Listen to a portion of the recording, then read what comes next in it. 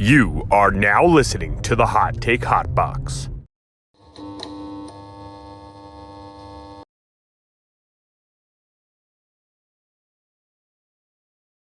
Welcome to the Shoulder Strikes MMA Podcast. You are now listening to the Hot Take Hot Box. Welcome to the Shoulder Strikes MMA Podcast. You are now listening to the Hot Take Hot Box. Ladies and gentlemen, welcome back. Shoulder Strikes MMA Podcast. Thank you, as always, for everyone out there on all platforms who listen. YouTube, SoundCloud, Apple, Spotify. However you listen, we are very appreciative. This is the Shoulder Strikes MMA Podcast. My name is Matt McSweeney. I am joined by Ty Capone. Ty, how are you feeling? I'm good. I'm sorry. I thought you were going to say on this beautiful Tuesday. Oh, well, no, it is a beautiful Tuesday, and I'm sure it is beautiful down there in St. Pete's, but it is. We're getting looks like hurricane season is about to approach, which I'm not used to still, so that should be fun. We'll see what I would never get used to that if I was down there. I would not like that whatsoever. I am not a fan of Mother Nature. She's a very scary individual. Yeah, I'm not a fan either. So, but pretty good. Feeling pretty good. Have a decent card this weekend. A pretty good card. It ended up being last weekend. And we're getting close to 290, which I'm going to miss. I'm not going to miss, but I might be a little late on. But I can't wait for 290, 291. I know you're excited for the Holly Holm card. That looks really good. Oh, yeah. End of July is going to be really good with boxing. Jake Paul and Nate Diaz will be here before we know it. There's going to be a lot of filth. There's a lot going on, for sure. Yeah, a lot of filth. A lot of filth maybe Mayweather Gotti, get it back in blood. We'll see what happens with that rivalry. I hope they run that back. I won't watch it, but I'll look into it a little bit. But as always, people out there, we hope you you can, as always, reach out Twitter, comment on the YouTube. I'd like to see some comments on the YouTube so I can go to war if you think we're morons, or throw your picks in there if you think that you don't like our picks, or tell us, give us anything, man. We want to get the community stirred up a little bit, and let's help each other make some money, because honestly, last week, Ty, we made some money, all right? We went up a couple units, each of us, try to chip away at that hole we kind of build ourselves into early on in here in 2023. I went 5-1-1. You went 4-2. Cannonier with a big night. We're going to go through the whole card. We'll talk about all of our picks, but I think we did pretty well compared to what we've done in the past. So we might as well just get right into it while we're here. Jared Cannonier, Marvin Vettori, the 185 main event, 3 versus 4. And Jared Cannonier pretty much handled Marvin Vettori. Marvin Vettori had his moments, but, talk about durable cement granite chin that Marvin Vettori has. He took a beating at portions of this fight and was really barely wobbled. It was really hard to put into words unless you saw it, because I was just watching it, and I had money line, but I dabbled a little bit inside the distance just because, I'm getting into that spirit of betting stuff that you don't think is going to happen and hoping that it does, because it seems like every time I bet stuff, it's like, oh, yeah, there's no way that could happen. And then some guy, the BJJ black belt, gets subbed in the first round. You're like, what? And you're the other guy just learned jiu-jitsu the other day. You're like, okay, that makes sense. But no, I mean, listen, he was right on the brink of defeat or death, honestly, at some points in this fight. And he just survived. Jared Cannonier gets a big win for him. I mean, I didn't realize how old Jared Cannonier is. Yeah, 10 years older, right? He's 39. But, he just fought Strickland a couple months ago. Looked pretty good. So I feel like, I don't know, I guess there's a 3-letter abbreviation that a lot of people like to throw out there to insinuate that's what Jared Cannonier and how he looks so good. I mean, he looked quick in the 5th round, as quick as he did in the 1st round. The only problem he ever had in this fight was when he switched to southpaw. He was getting chewed up, honestly, every time. And Dominic Cruz said it was saying it was on it as soon as it happened. And Dominic Cruz, I thought he did good. I think he's getting better as a commentator. I got to give him credit. He didn't go in on Keith Peterson as much as I was kind of hoping for, honestly, because he definitely did deserve it. I like that crew that they have: Felder, Fitzgerald, and Dominic Cruz. Was it Anik or was it Fitzgerald? I think it was Fitzgerald. Right? You're right. Yeah, it was Fitzgerald. I love those three, and when Lars Sanko is on there, her and Paul Felder, they work really good together too. So I kind of like this as like a little B squad. Cruz and Felder are really good. There's honestly a lot of times where they're just quiet, which is not what you get with DC and Rogan and especially fucking Michael Bisping. But Yeah, the only time Cannonier really struggled was when he switched to southpaw. He was getting hit a little bit by Vettori, but Vettori I really think he needs to reinvent himself. I think he needs to find something to be really good at because he's pretty solid at everything, but he's not really good at everything. Or at anything. He's good at taking a punch, but like we've seen with a lot of guys, you do not want that to be your best skill. I mean, he's only 29 and he trains with a good group of guys, so it's like I think he's just stalled out. I think he's really just hit a wall, and now you're going to have to. I think he definitely has to take some time off, like a year. Maybe more. Like that was one of the worst ass beatings in UFC history. Jared Cannonier set a middleweight record by the 4th round. Like with 6 minutes left to go in the fight, he set a record, and he just kept running the numbers up. 241. I think that was third most behind Max, right? Was it Max Holloway twice? There's a couple names up Sean there. O'Malley. Yeah, they were all smaller guys. I was like, Sean O'Malley when he fought Chris Moutinho. Remember that dude took an biblical beating.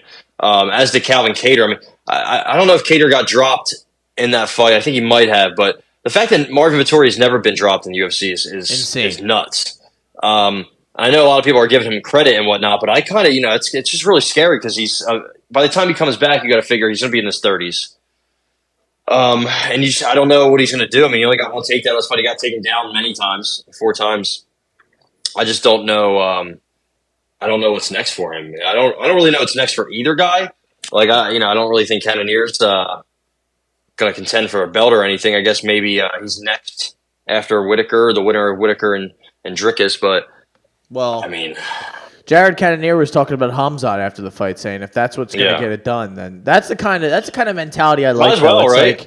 Listen, I know I'm not really I'm kind of in a tough spot because I already lost this guy, and the Whitaker fight I lost to him. So it's like, what do I do to get myself a title shot? Yeah, I'll fight the guy that everyone really doesn't want to, who's kind of just hanging out in that peripheral middleweight talk and discussion that maybe he'll go up, maybe he won't. But what is next for Hamzat? Yeah, I'll fight Hamzat. I'm sure Hamzat would be like, yeah, I'll fight Cannonier because he wins that Cannonier fight. Yeah. He's getting a title shot right after that. So yeah, that's logical for both of them. Like you said with Vettori, you really you got to take some time off, man. And I don't know what the next move is. Like I don't know if 205 is in the future at some point. It seems like that would be the next move. I don't know if he cuts a ton of weight or whatnot, but I feel like he just needs a change of scenery and a change of some of these opponents. I think he'd be able to hang around with some of these guys, but I don't know. I think Marvin Vettori's in a really, really tough spot. And like you said,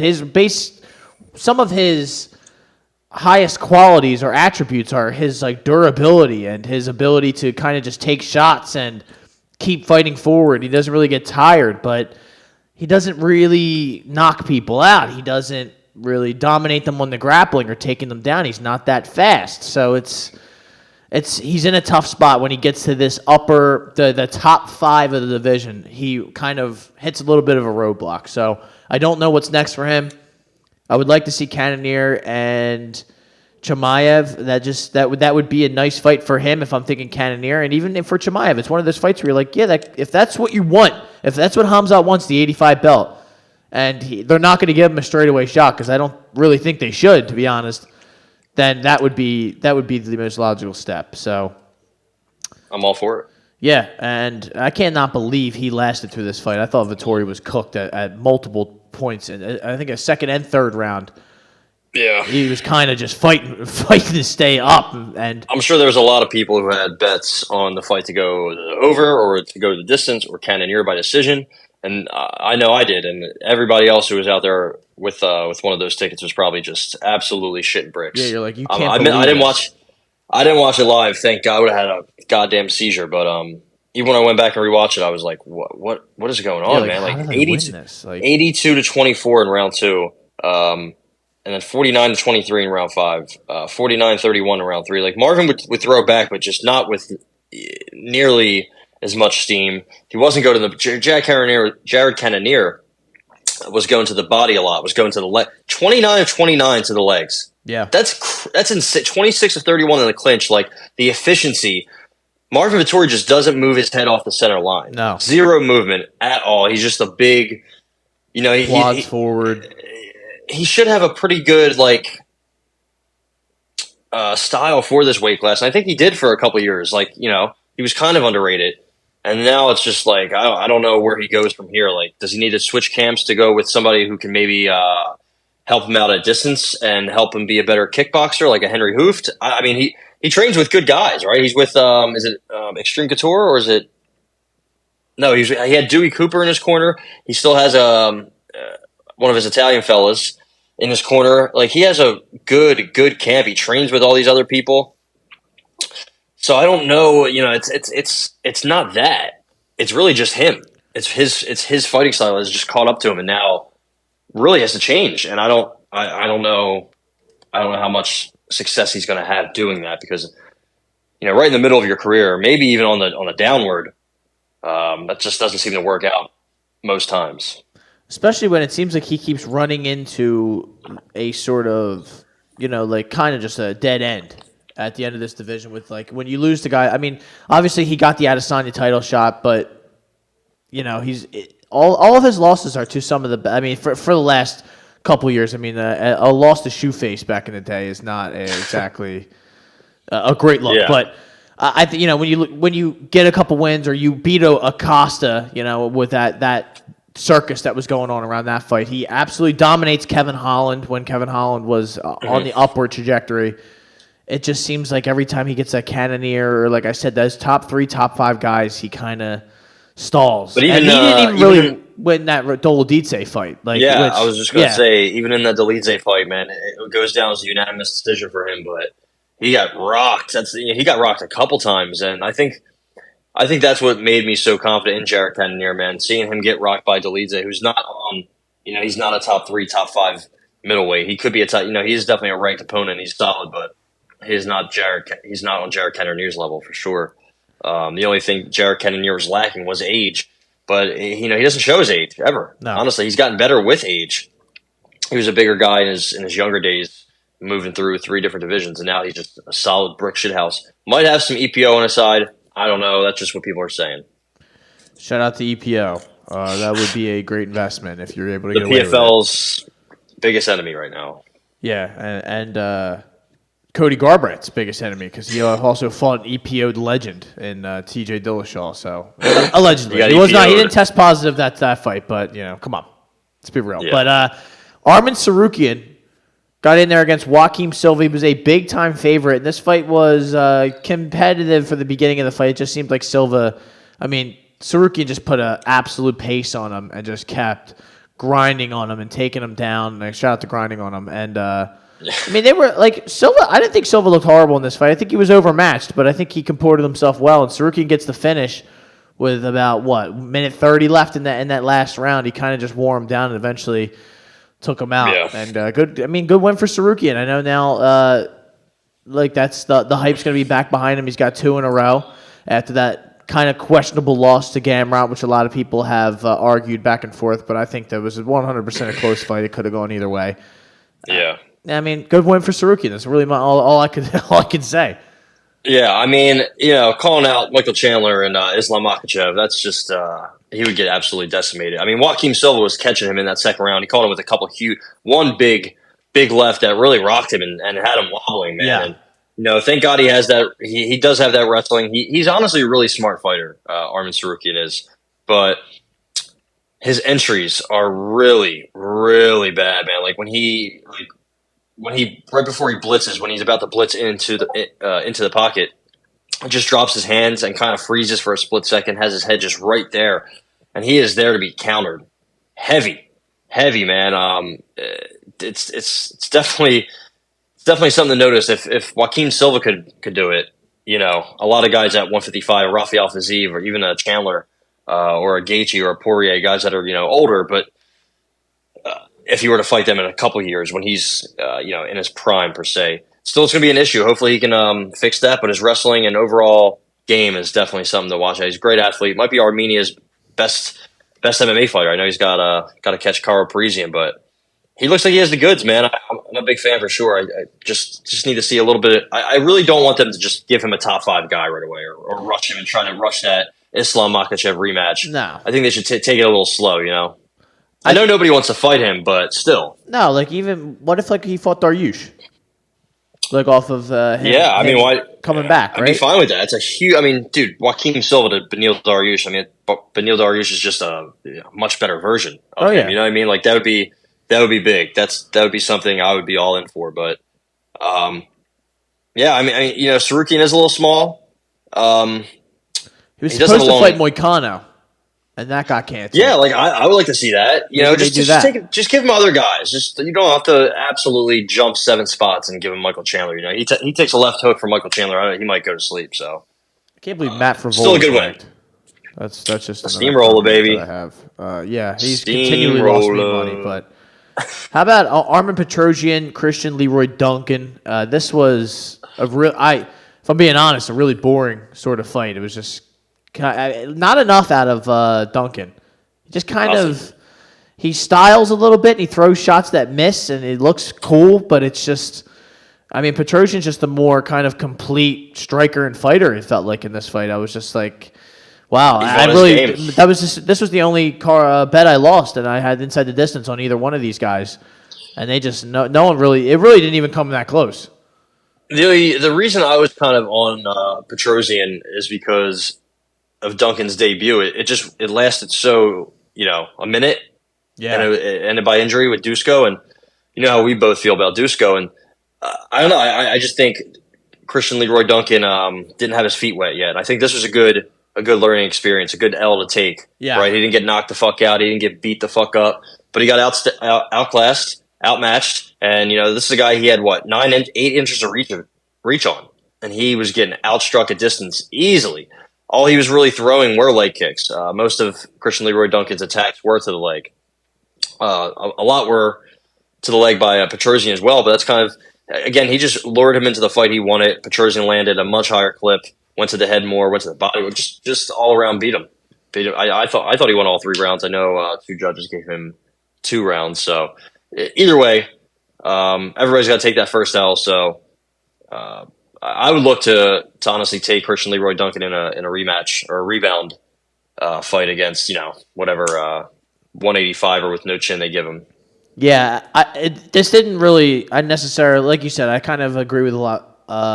Didn't really lower stock too much, but it was just kind of he just didn't throw. It was not something he couldn't change. It was just concerning. He just didn't really something was missing. He didn't throw enough. Yeah. There was a lot of just moving forward with no action, and it didn't lend itself to a victory, man. Because when you fight a guy like Petrosian, although he's on this somewhat same level, but he knows how to, I don't know, like he was in a war with Gregory Rodriguez. Like he's been in the UFC and has had three fights before Christian Leroy Duncan, like you said, had 1 minute of a round, like he was in there. So he had a lot more experience.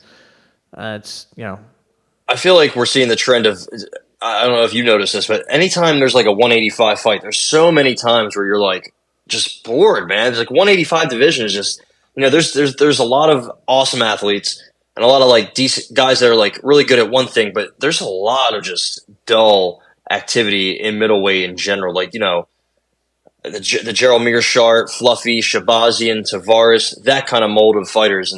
And even below them, like all the big time prospects, like there's just a lot of guys 2-2, 3-2, 3-4, 2-4, 2-0, 2-2. Like, I don't know. I feel like a lot of times when I watch these middleweight fights, there's just a lot more inactivity or a lot more boringness, if you will.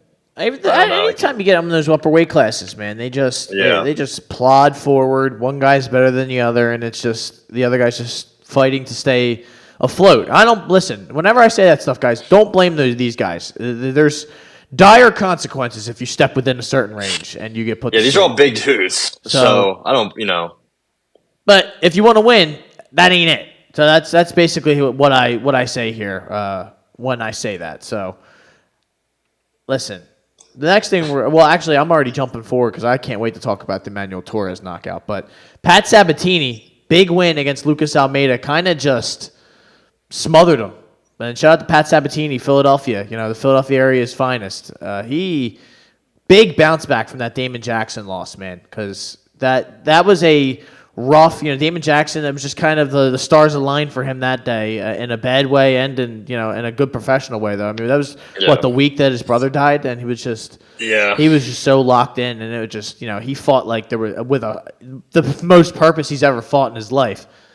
But it's a big bounce back win for Pat Sabatini, man. He looked really good in this. His grappling was just way, way better than Lucas Almeida's, and he just kind of smothered him until he got the ground and pound, and then he gave up the arm triangle. He was going for the subs the whole time, but some of these grapplers, they don't use the strikes to open that up. He did in this one, and it's just he looked dangerous, man. Yeah, I thought people were kind of underrating Sabatini in this fight. I know that he was like a minus 200-ish favorite, but I saw a lot of people saying Almeida was definitely going to knock him out. And I was like, yeah, I could see why you would kind of not trust Sabatini's like 32, and I don't think he'll ever be a good striker, right? That's kind of like how he lost that fight to Chepe Mariscal, who's going to be on this card on this weekend's card, way back in the day. But you just look at what he's done in his career. I mean, Damon Blackshear, he outgrappled him easily. Outgrappled Jamal Emmers. I mean, he took his heel off him, and Jamal Emmers is a pretty good grappler too. And he got hurt in that fight. Finished Tony Gravely way back in the day. Like Pat Sabatini was just on a different level, wrestling wise, grappling wise, and just big boyed him. Yeah, big brothered him, I should say. Huge win for Sabatini. No, God. I guess Almeida has a black belt, but I'm not sure. He had like 3 black belts, like one in kickboxing, one in like Muay, or it was something crazy. It was like Muay Thai kickboxing and BJJ or something. I'm like, I didn't even know you could get a black belt. And but listen, there's not all black belts are created equal, and it was. You saw that on Saturday night. That Pat Sabatini though has like a combat sambo background and stuff. Like he learned like all sorts of like weird shit just because. Yeah, he was in Russia or something, right? Yeah, was he training in Russia or something? I think I heard. He was like in competitions in Russia or something. That's like right. That. Yeah, that's just.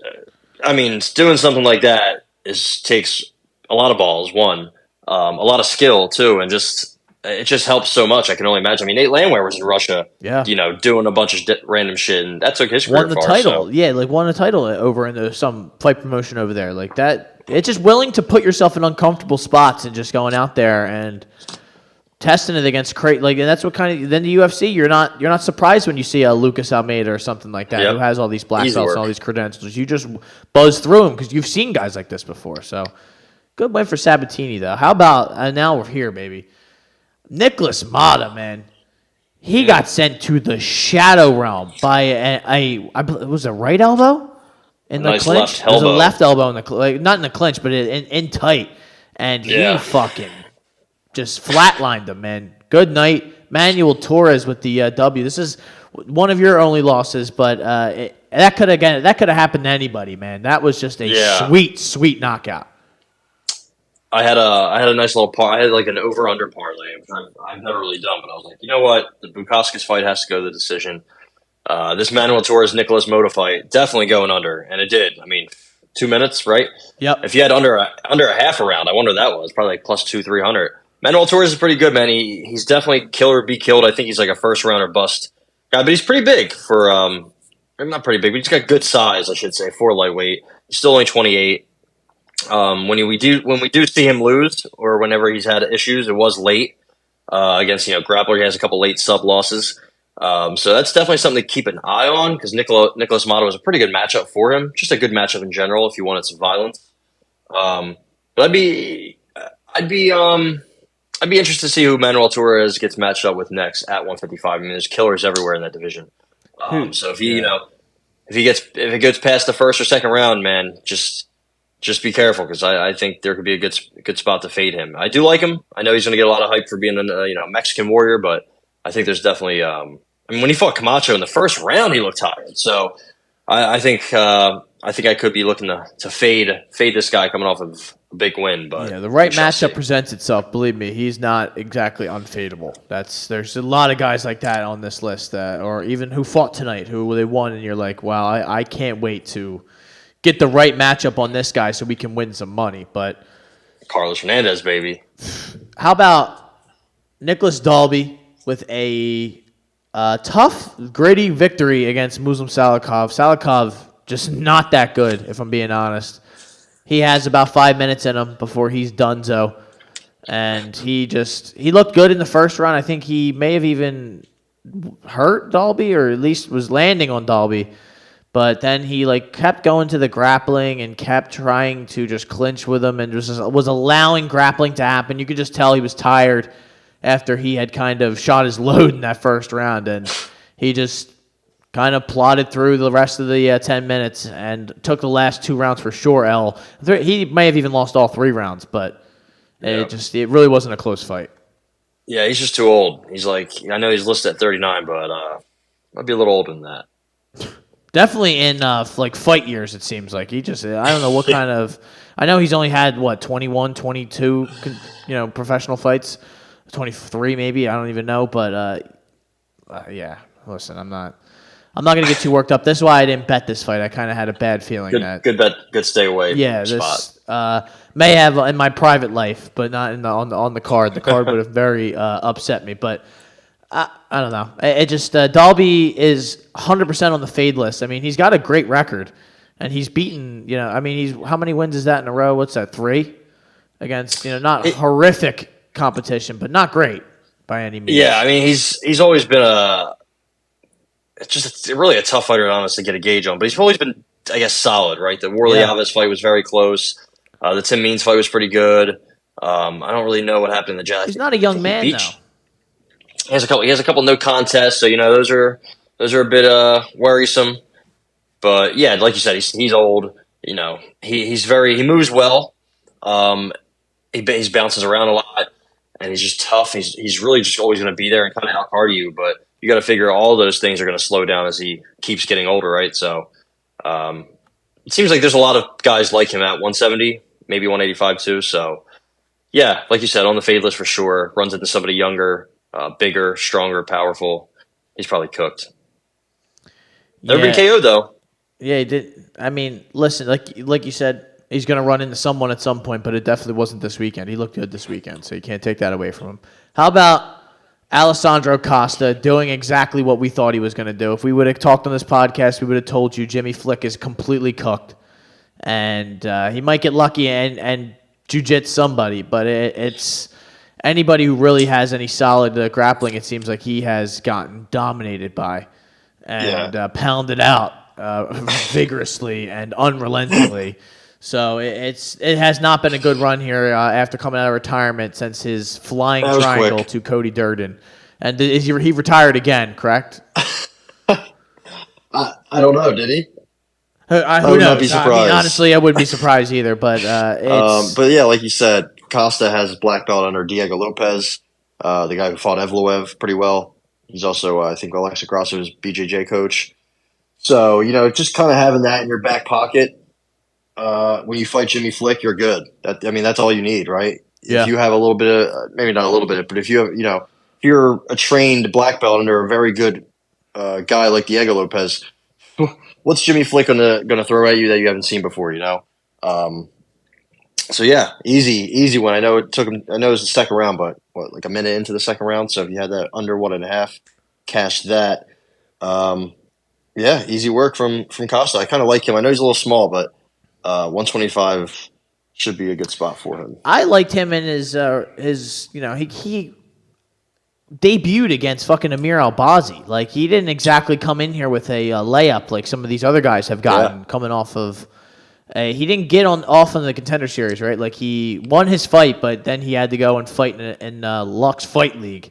And then he came back and he got his fight against Amir Albazi, which he got finished. But then, I like you said, I like Alessandro Costa. I think, given the right matchup, he's got all the skills. So, how about your boy Kung Hyo Kung? Is that how you say that? Am I close enough? Mr. Immortal, right? Is that his nickname? I think so. Mr. Perfect. Oh, that's such a sick name. But he gets a rear naked choke victory over Christian Quinones. You had this one, Ty. How did you? What made you pick this? Since we didn't have a pod last week, give a little bit of a breakdown of that. Quinones, he's the brother of Lil Teco or something Teco, right? The one that fought Sean O'Malley.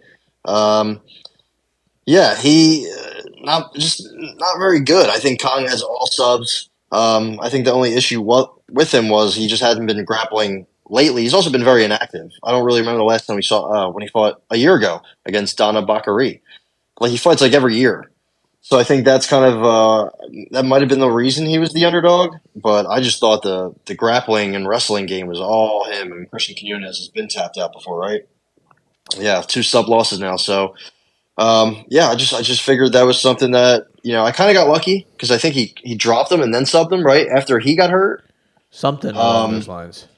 Yeah, I think Kung Ho Kong was getting pieced up a little bit on the feet, and then he ended up he hit Quinones coming in, dropped him, and then got his back. Easy work. He's another guy who looks like he's getting better with age, honestly. So we shall see what Mr. Hopefully we see him more often. That'd be kind of cool. But yeah, it's it's good to see you cash out there, no matter how it happens, even if it doesn't exactly go the way you thought it was going to go. But then when plus 500 sub, love it. Yeah, man. Moneyline plus 120 on the card. That was just a nice. Always nice to hit a money line, like a nice plus money line bet. That's the nice, comfortable, safe bet to have when I'm like sitting there. That's why I thought Argetta. I was like, damn, we're in here, and then we'll get to that. We will have a whole discussion on that. But how about Carlos Hernandez and Dennis Bondar? A technical decision, which I don't know how that was decided, but. He had. Are we going to talk about what was going on in the middle of that octagon? I mean, Jaron Valal. They brought him back this week after he was around somewhere, one of these weeks. I believe he was judging before this fight where he was reffing, so that was good. Yeah, then he throws his shirt on and he watches this man get pounded into the canvas, and he's just standing there. He's just standing there, man. Like, I get you're trying to let the fight go on to the end, but it's over, dude. And then he didn't. So it's funny because you figured he was just trying to let it go till the end, but then he didn't let it go. He stopped it with 1 second left. So he fucked up in every conceivable way. He didn't see the headbutt. Yeah, like, and then he saw 7 straight elbows to an unconscious body, and he was like, "Oh, okay. I think now it's enough. I think now I have to stop it." And they ended up taking the finish away from Carlos Hernandez, which probably would have gotten $50K. But I guess it kind of was the right call. It just sucks that we have more incompetency. That's what it seemed like. That's with the third man in the octagon. We saw it in not back-to-back fights. I guess there was the Teresa Bleda fight, but in the Ronnie Lawrence fight also. Yeah, Jaron Valel, Keith Peterson, just marred with controversy as always. That was the only fight Jaron Valel did. Funny enough. Good. And then Chris Tognoni was also in there. So him and Herb Dean, Keith Peterson, Mark Smith, Chris Tognoni, Jaron Valel. That's a death squad right there of referees. But I guess Herb Dean, pretty much saved himself with just showing up and not doing anything. That was crazy, though. I can't believe he let that happen. Seriously. He really was just getting dribbled off the canvas. And I'm think I'm at the bar at this point, and I'm like, stop it. Like, I'm yelling, like, what is going on? But I kind of do feel bad for Carlos Hernandez because he got that taken away from him. But also, it's the right call though because he did headbutt. Yeah. Like I guess it's a hard adjustment with now these like reviews that are going back and being like, oh wait, that wasn't like used to be like you bet it, and even if you got screwed or you were on the right side of the screw job, then you're like, all right, let's get out of here. Yeah. But now it's like you have to wait, and you're like, oh my god, they're gonna take this from me. Like it's happened to me in the last couple of weeks. What happened a couple of weeks ago? I don't even remember what card it was, but there was some sort of review when they came back and said, no, it might have even been Jared Gordon. That might have been a couple months ago. The Imavov Chris Curtis fight that definitely fucked me. That happened too, and then remember that Jared Gordon and Bobby Green had we had Bobby Green inside the distance, and it was just it's the right call, but it's like. You think you want it. You want to cash that bet out immediately. And it's like, nope, sorry. These guys are 6 dudes are having a conversation in a quiet arena somewhere on the other side of the octagon. And we can't get to hear what they're saying. Oh, yeah. Yeah, so just you're getting screwed. Absolute insanity. But, I think I was on Bondar here. And, didn't love what I saw the whole time. I think he should have pushed his wrestling quicker. Carlos Hernandez, though, he definitely won't go away. That's one thing for sure about him. He is a little undersized and whatnot. I think that might hurt him eventually at 125, but he's a tough out for sure. Good boxing. Bondar had like 5 cuts on his head, like 2 on his hairline, 1 under his eye, 1 above the other eye. I was like, oh my god, man, he looks disfigured. Shout out to Dennis Bondar. Hope he is doing well after that. Teresa Bleda. with a good decision for me, but this was a boring fight. Gabriel Fernandez is just not. I didn't leave this thinking, wow, Blade is a world beater. I think Gabriel Fernandez is just really not that good. And Blade is one of those people that we talked about. She's on the fade list in the future. I don't know who. Yeah, man. I don't know when. I don't know where. She is going to – it's happening. I thought she was going to like just fall and get knocked out by exhaustion in the third round. I was like, yo, what is going on with this chick? Like, is she okay? Like, all Fernandez need to do is land a couple big shots. Blade is big, man. She's like 5'10", 71-inch reach, but her striking is a mess. Like, just an absolute mess. Just eat shots. Just get. It's pretty terrifying. Her takedown accuracy is not great, but when she does get you there, I mean, she has some good ground and pound, and I think with age, she's 21. She's like the third youngest fighter on the roster. Who's ahead of her? I think Yasmin Lucindo and the 7th Raul Rosas. Other than that, nobody's younger than her. So, like, maybe you give her some more Gabby Fernandez's, instead of Natalia Silva. Because if she fights Natalia Silva again, it's not going to go well for her. That's for sure. How about this next one, man? This was a really wild circumstance and just another brutal job by the third man in the octagon. Ronnie Lawrence gets guillotined, and he gets taken down pretty early on in this fight. And Dan Argueta was working some crazy grappling. He wound up getting to mount, getting on top. They were fighting back and forth for a position to try and get this. I think at one point he was about to get his back, and it was just a wild pace that Argueta was setting on him. And then he gets him in a mounted guillotine, and he's yanking on him, and Keith Peterson stops the fight. And I'm like, all right, I'm going to let you go because I have a good 2-minute, 3-minute rant that I'm about to go. Yeah, I don't know what he did. He just kind of fucked up. I think that's pretty much all you can say. He went to grab the hand. I think when he went to grab the hand, at the same time he went to grab the hand, he thought he saw a tap because he moved it. Ronnie Lawrence moved his hand. I don't know if he smacked or made contact with his hand. But it kind of felt like it was because he was touching him. So he was probably who's touching me? Yeah. He, if you're going to grab one thing Keith Peterson doesn't do, he didn't do it in the Sarukian fight, which I thought went on a little too long. And Dominic Cruz, as soon as the fight ended, was like, "Good job by the ref of letting him, letting the fight go on." And I was like, "Dom, you don't have to be nice." He hit Joaquim Silva took a lot of extra shots at the end of that fight. But Dom wanted to, take the high road. I was kind of upset by that, but I don't know. I think he just fucked up. One thing I meant to say though was Keith Peterson does not ever. I don't ever hear him talk to a fighter before he intervenes. He doesn't say, defend yourself or move or show me something. Or he didn't say anything to Ronnie Lawrence. He just grabbed his hand and then stopped the fight. Yeah, and that was it. And I was like, you have to be like. I don't know which ref does it. I think Mark Smith does a really good job. Who's our guy? Herzog. He's the best. Jason Herzog does a good job of talking to you, right? Show me you're good. Thumbs up. Give me or at least just grabbing your hand and wrist. Just grabbing something, and then when they shake you off or react, step away. That's what they do really well. Keith Peterson doesn't really, he doesn't verbalize. He doesn't say anything. He just says, "Fire ready, fire ready." That's it. Let's get out. Brutal night for Keith Peterson. No nonsense. He was all nonsense that evening. I can't believe though that he why was he in such a rush to get in there and stop that? I get he had the dominant position, but you would have seen the man's arms go limp. He would have given you something unnatural other than having his hand in the air, kind of just ready to tap but not going to tap. Let him tap, man.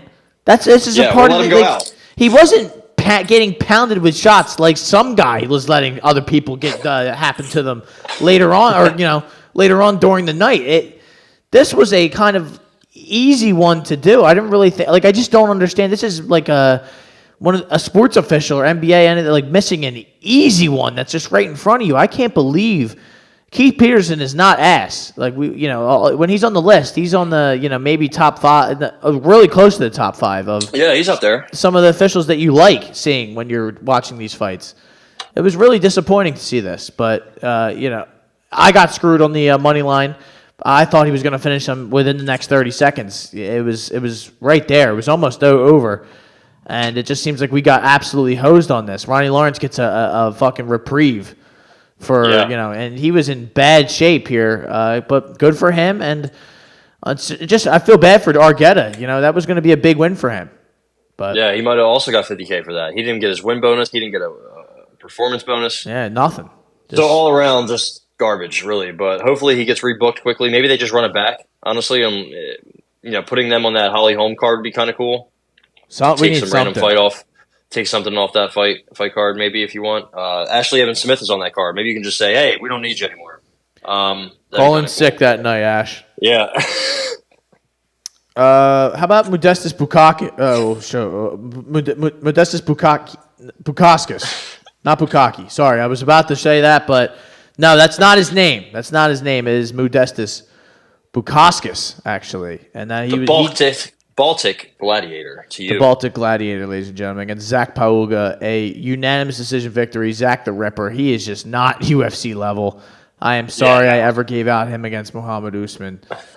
He was winning that fight for what it's worth. For what it's worth, and I think Muhammad Usman is horrible too. We've discussed that on here. So, really not much to say here other than just a dominant victory for Modestas. It really he didn't really get close to finishing him either, right? I mean, he kind of he's doing some stuff on the feet, but this was another really kind of boring fight to start the card with.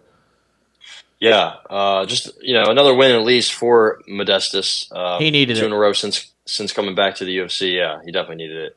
It was a good win against Tyson Pedro when he beat him, but just not that convincing. Where he got outstruck by Tyson Pedro and he got outstruck by Zach Pauga technically, and I know it doesn't tell the whole story, but it's definitely not a trend you want to keep going with, right? Especially at 205. You get outstruck by some of these heavier hitters and guys who push the gas. If you were to win another fight or two and he ran into Johnny Walker, like that might not end well for him, or Nope. Just somebody else that hits hard. So he's still pretty young. He's trained by this really, really, really. I don't know how good he is or how heralded he is of a prospect named Will Curry out of England. He's pretty good though. I know he's like 10-2 or 10-3. I just don't know much more about his background, but he's pretty good camp.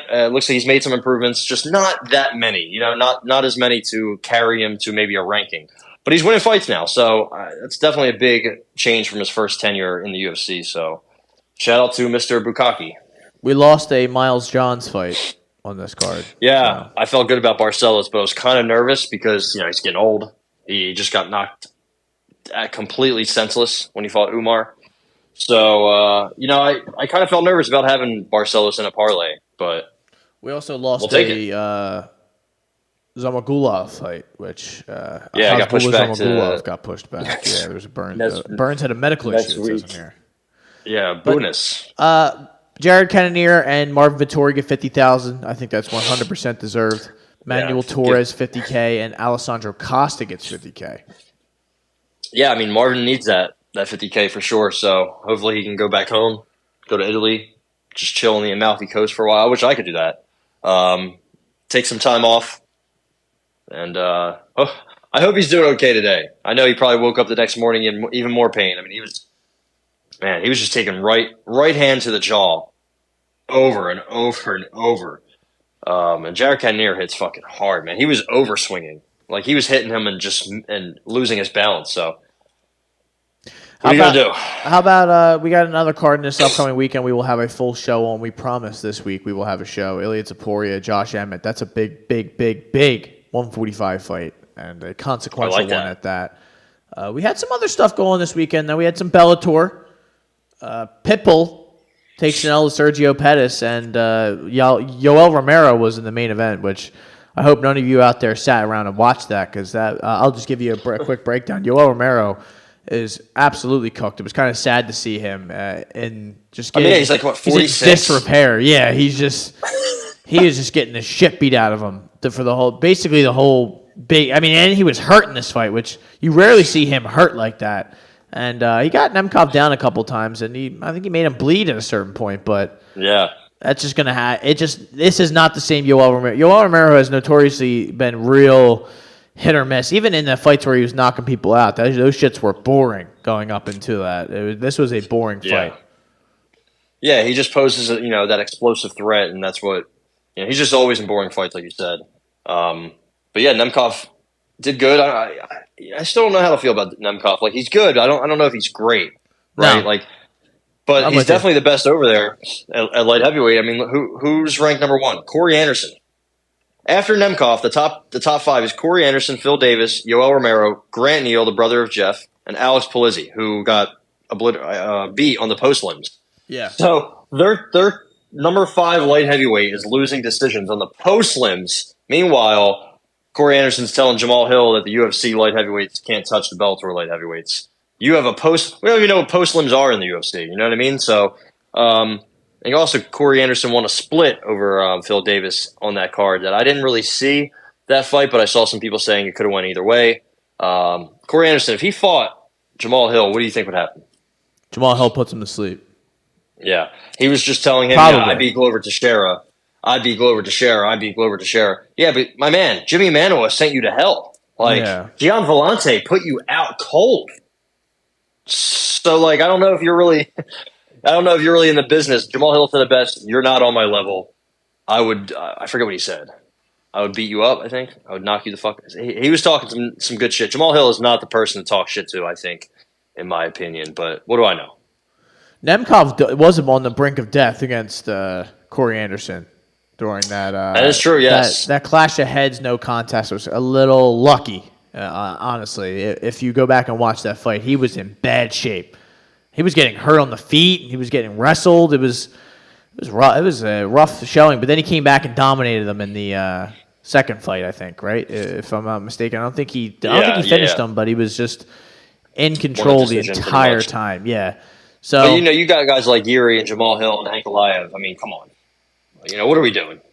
I like the some of the Bellator champions. I make sure I tune in whenever. I missed the Pitbull fight though. I won't lie to you out there. He was getting outboxed. He got hit with a spinning scissor kick, spinning heel kick that really rocked him. I think, really honestly, man, he looked drained. Like his movement, the sting behind it. He couldn't figure anything out. He looked like he was like a young fighter. And remember, Sergio Pettis has been off for 2 years. So it just was a really good performance by Sergio Pettis and a really bad performance by Patricio Pitbull.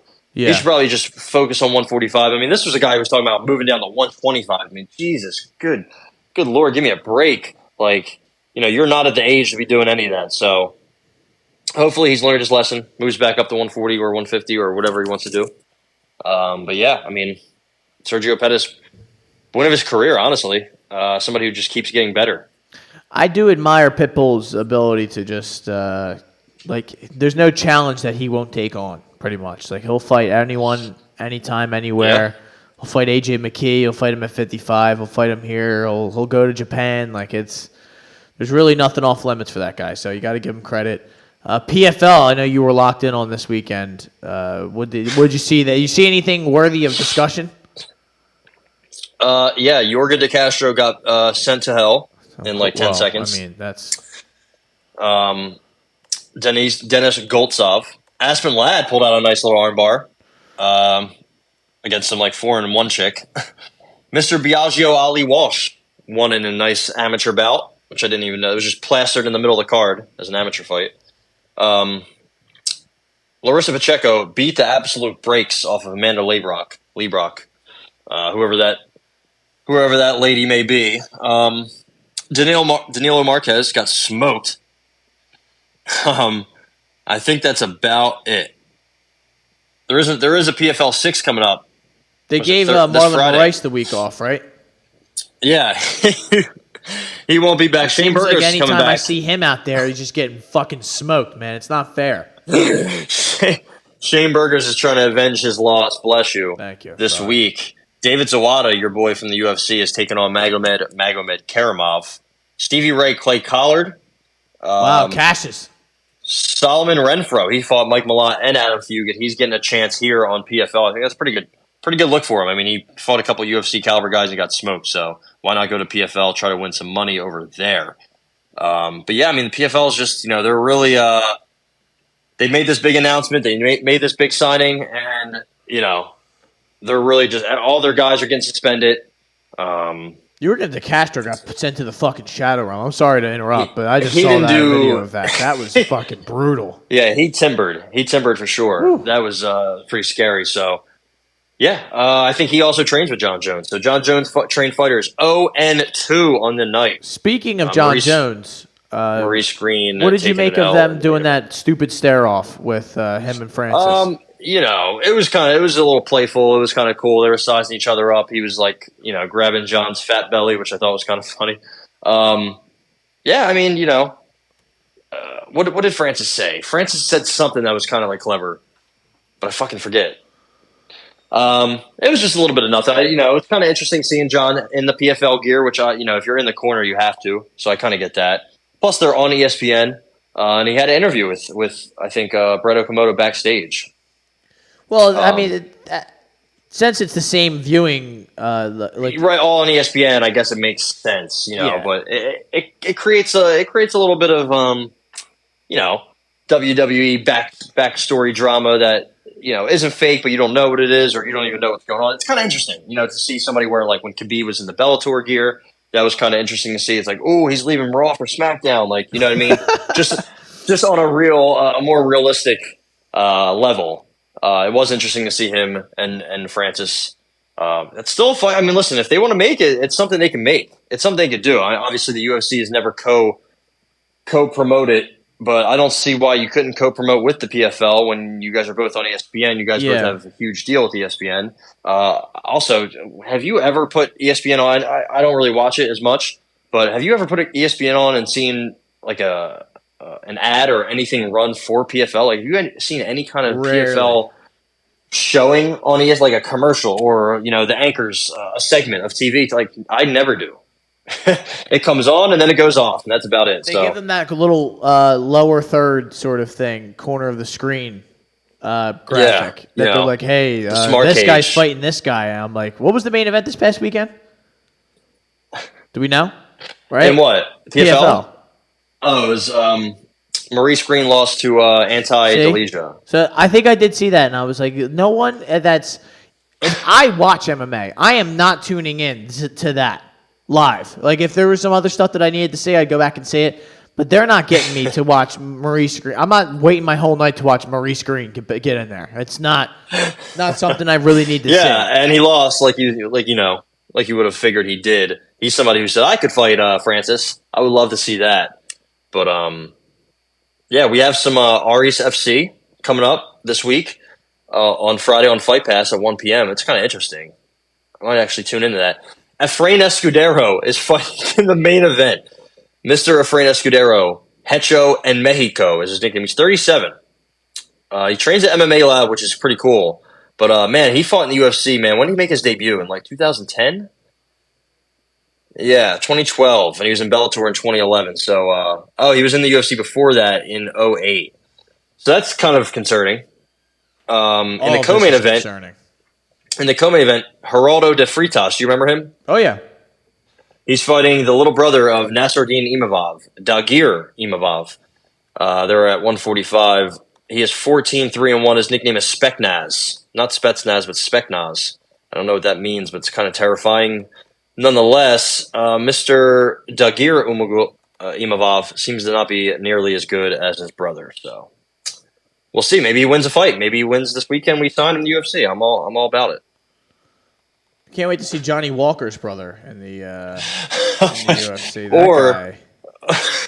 I actually have you. What's his name?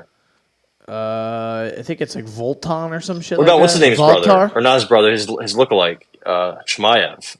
Oh, yeah, the guy's name fucking Hamzat Maiv or something like that. And it is the same nickname, Boers.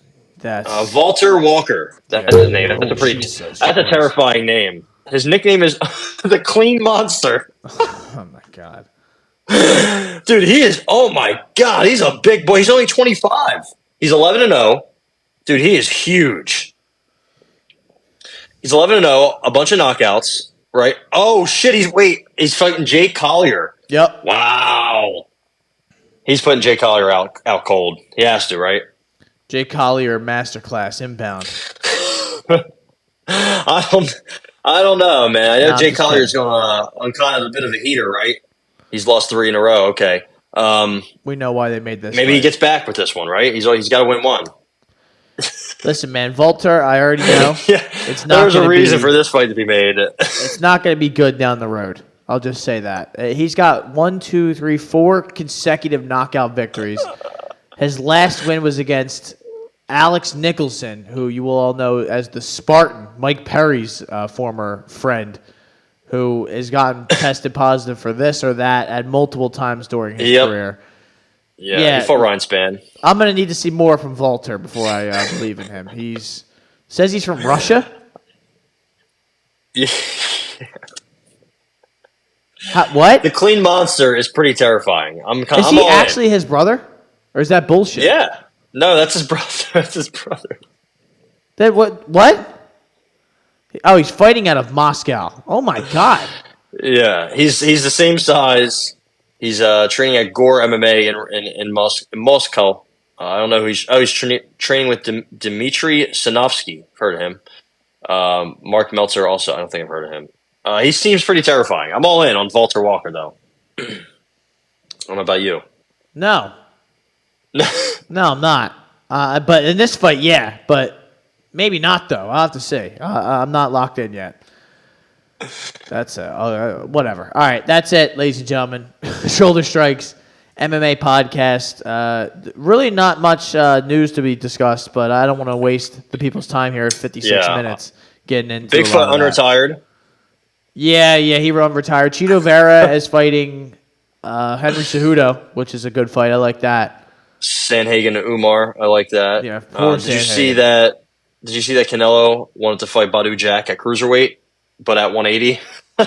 Yeah, so not cruiserweight at all. Yeah, come on, Canelo. What? Who's Canelo? No more boxing news, but we next? do. I don't know. I think it might. It's starting to look like. Fuck. Who is it? Was it Charlo? There was a name that I heard that I was kind of interested with. I thought it might have been Charlo. Because I know David Benavidez wants to fight David Morrell, which is going to be an absolute banger. Canelo and Jamal Charlo is now expected to happen as a defense of Canelo's WBA, WBC, IBF, and WBO, according to ESPN Mexico. So we'll see. That was reported 5 days ago. I would love Canelo and Jamal Charlo would be a banger. Canelo's getting to a point in his career where I think, there's going to be a time where he gets hit hard and gets knocked out, I know he's still young, but, dude, he's got like 60 fights. So Jamal Charlo would be a big fight. That would be a huge fight. I think Canelo would be a big favorite, but maybe not, man. Jamal is legit, man. So if that were to happen next, I'd be all for it. That's it, ladies and gentlemen. Shoulder Strikes MMA Podcast. We will have a breakdown episode later on this week to discuss everything you need to know about this card coming up this weekend. Maybe we'll even make you some money. I'm starting to believe in myself again. The more time goes on. Got my swagger back. Yeah. I'm starting to feel it again, ladies and gentlemen. A huge week for the Shoulder Strikes boys. We will be back next week. Thank you for listening. War Taporia. You are now listening to the Hot Take Hot Box.